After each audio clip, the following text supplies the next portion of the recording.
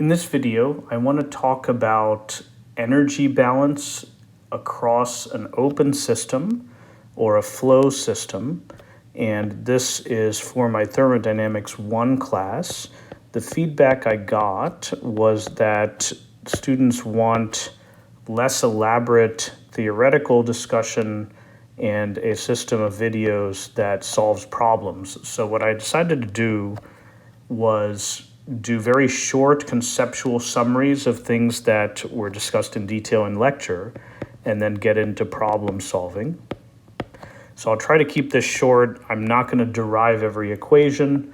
What we're doing here is we're studying systems in which you have mass flow in, so M in, mass per unit time, M out, and you could have a change of state. Say, for example, pressure goes up between M in and M out. So we want to know how to use the first law of thermodynamics as well as material balance to study a system like this. So let's start with the general balance equation.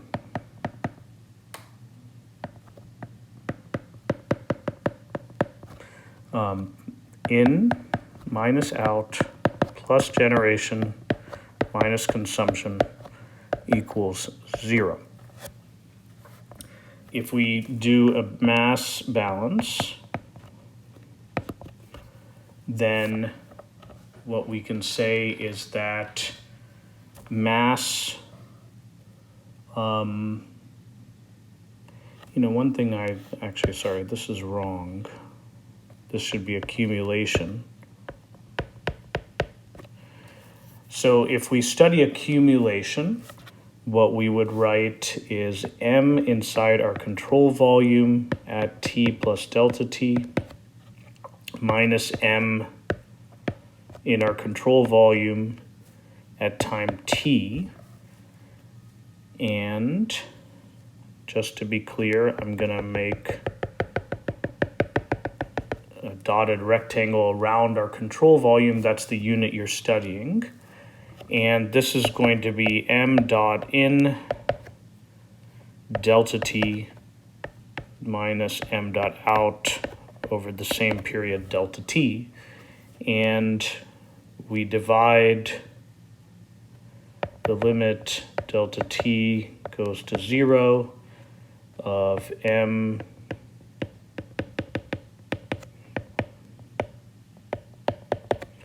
over delta T. This is dm dt, and this is going to equal M in minus M out. And this could be called minus delta M of the flow system. We normally in Thermo 1 consider that to be 0. In other words, we're looking at problems at steady state. Now notice that if M changes, so if M dot out is different from M dot in, or if you have a change in the cross-sectional area of the pipe, so let me write, if you write M dot equals the density of the fluid times U is the velocity of the fluid, the speed at which it moves on average, times some cross-sectional area of the pipe. So this is velocity,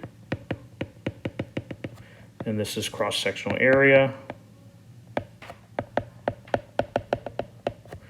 of the pipe, and that's going to equal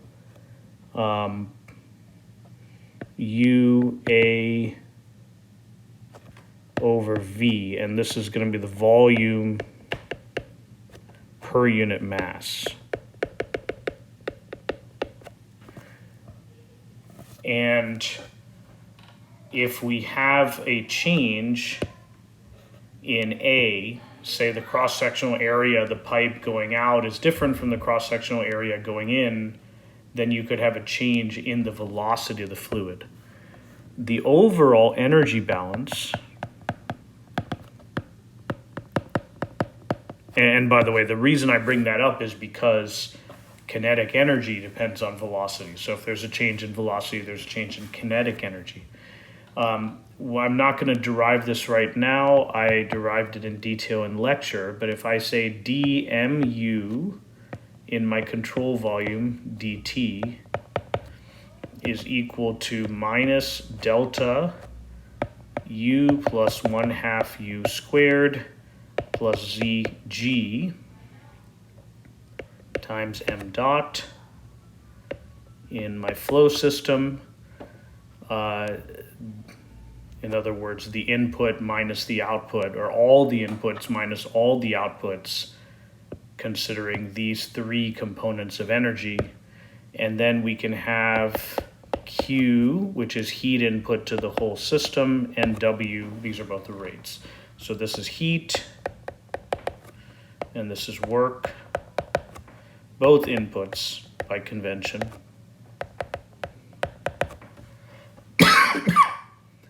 So this could be thought of as internal energy, as we call it in thermodynamics. Let me rewrite that.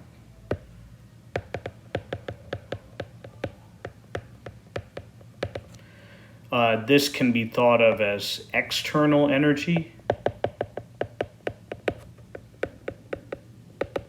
In other words, energy related to kinetic energy and gravitational potential.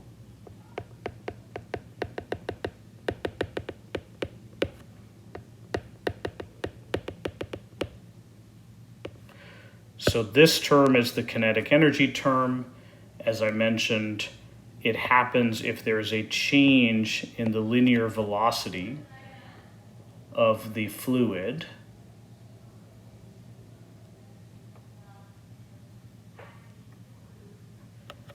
And I think one thing I'm being unclear about is my capital U's versus my lowercase u's. I'll try to be more clear about that.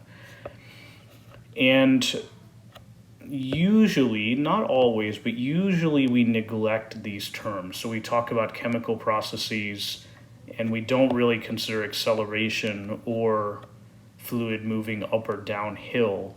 And so usually we're looking at delta U times M, Q and W.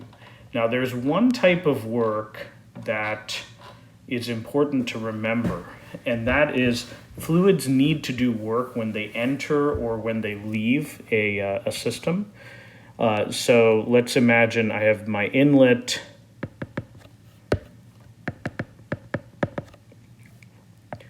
so I have M in, and let's say it's entering a pipe going into my system.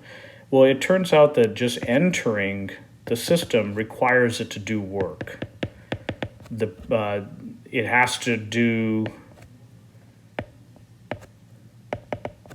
it essentially has to compress the fluid in the system according to its pressure, molar, or mass, or volume per unit mass, and the mass flow rate. And so this is a form of work. Likewise, W out, if I have another pipe,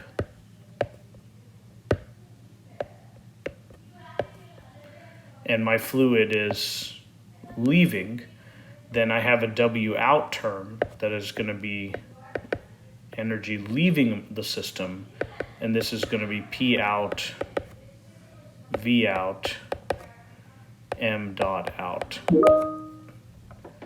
And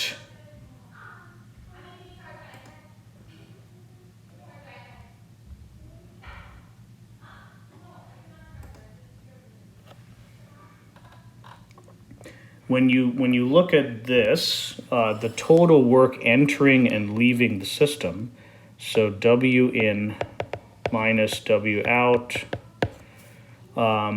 equals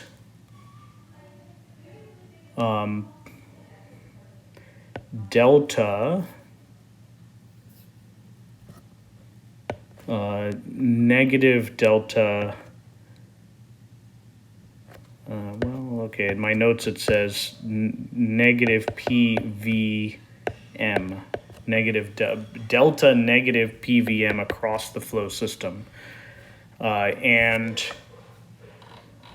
what you do is when you take this equation over here, what you can do is lump the work for the input and the output, d mu cv dt equals delta u plus pv plus 1/2 u squared plus zg m dot across the flow system, and plus q dot plus ws. And what we're doing is this is no longer all of the work, right? So you notice it just said W. This is now only the shaft work. We'll discuss that a bit more in detail in a little bit. But what I've done is I've taken the work required to flow in and out, and I've added it to this term, so the PV and the delta. And if you combine U and PV, this becomes H. And so the balance equation looks like delta H plus 1/2 U squared plus ZG M dot plus Q dot, or Q plus W. And at steady state, this would be a typical assumption. In thermo, we usually assume steady state. This really gets rid of the U. So the time derivative is 0. Then really you're balancing delta H with Q and W. Another typical assumption is delta U squared, the change in velocity, equals 0, and delta ZG, the change in height of the fluid, is equal to 0. What this would imply is this simplifies to delta H equals Q plus W shaft.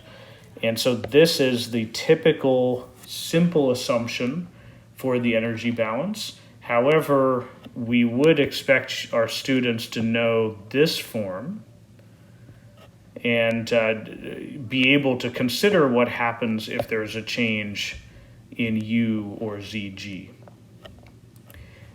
We're typically not focused on unsteady state problems in this course, but for future chemical engineering courses, I do think it's important to recognize that you could have a time derivative.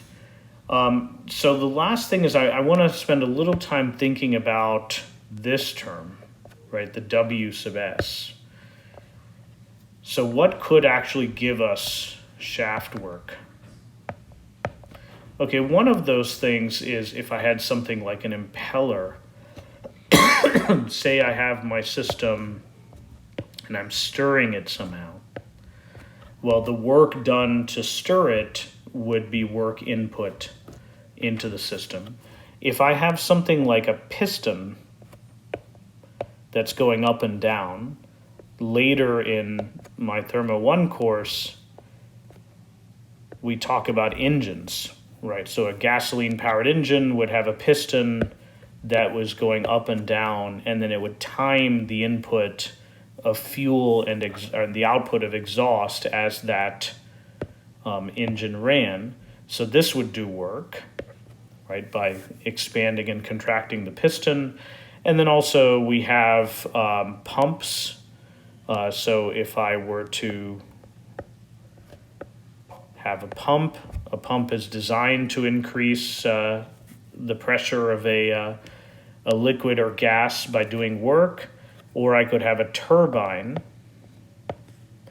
A turbine is designed to extract work. So I'll show work going in Here, this could be work going in or out. And this would be work going in. But it's important to note that these all involve mechanical coupling of your device to your fluid that's flowing. Another common device for this kind of analysis is a valve. So if I have fluid flowing across a valve, say in a Joule-Thomson experiment, well, a valve is not designed to do work. There could be a pressure drop, but the valve is not designed to actually extract usable work from that pressure drop. And so in this case, the shaft work would be 0.